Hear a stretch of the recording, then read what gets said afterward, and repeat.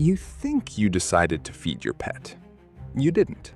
Somewhere between the hopeful stare and the perfectly timed meow, a much older negotiation already happened, and you lost it before you even opened the cabinet.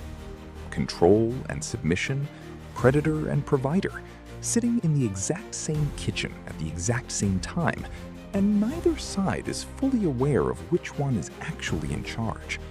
And that's the strange part nobody wants to admit. Your pet isn't just hungry, it's working you, using a script written thousands of years before either of you were born. For a long time, we assumed domestication only went one direction. Humans picked the friendliest animals, humans decided the rules, humans stayed in control. But look closer at the actual mechanics of how you end up standing at the fridge at 11 p.m., opening a can you swore you wouldn't open, and it stops looking like your decision at all. The tilted head, the soft, sustained eye contact, the exact pitch of a meow that somehow cuts through a closed door and 3 rooms of noise. None of that is random. And here's the detail that should unsettle you a little. No one taught your pet to do any of it. That behavior is inherited, and it's a lot older than the bag of treats it's staring at.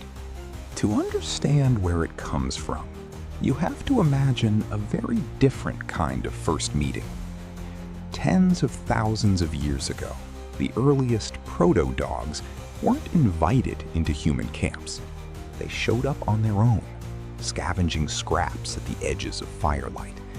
And the ones that lingered without triggering fear or aggression got fed a little more often than the ones that snarled or fled. Around the same time, in a completely separate story, wildcats began drifting toward early grain stores, not for people, but for the rodents the grain attracted. And the calmer, more approachable cats were tolerated instead of chased off. In both cases, the animals weren't being domesticated so much as auditioning, and the ones that could read a human's mood and adjust their own behavior in response were the ones who got another meal. If you enjoy discovering the wild animal hiding inside ordinary pets, stick around, because almost none of this behavior was invented recently. It was inherited, refined, and quietly perfected over thousands of years. That auditioning process didn't stop once dogs and cats moved indoors. It got sharper.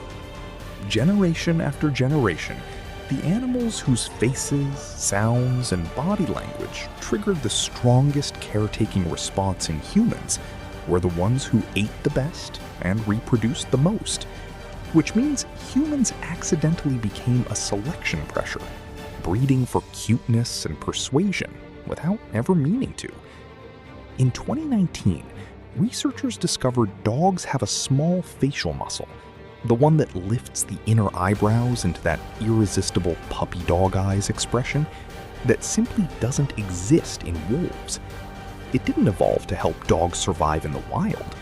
It evolved because it worked on us. Cats found their own shortcut. Studies on domestic cat vocalizations have found that. And here's where the past quietly collides with the present. 10,000 years ago, an animal that could reliably trigger human care wasn't manipulating anyone.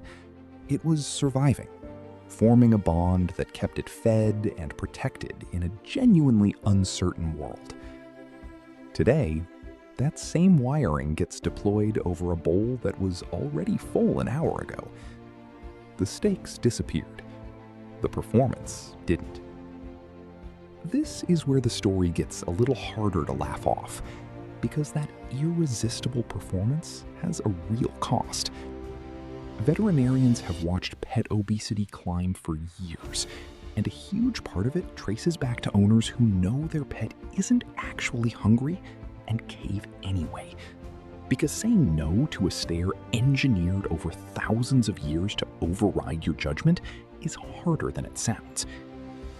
What looks like a harmless treat here and there is often an ancient persuasion system working exactly as designed on a species, you, that never stood a real chance of resisting it.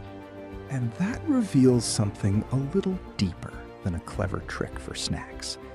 Your pet isn't calculating any of this consciously. It doesn't know about the eyebrow muscle or the infant cry frequency. It's simply running behavior that worked for its ancestors and kept working for it. But you aren't fully in control either. Your instinct to respond to a small face, a soft sound, a pleading look is just as old and just as automatic as the behavior triggering it.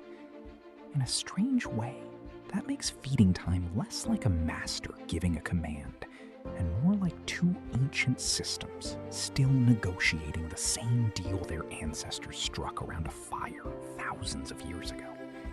So the next time your dog tilts its head at exactly the right angle, or your cat lets out that oddly specific meow the second your hand touches the fridge, don't just see a pet asking for food.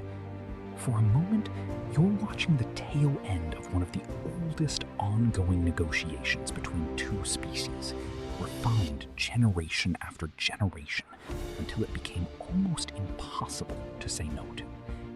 It isn't tricking you exactly. It's doing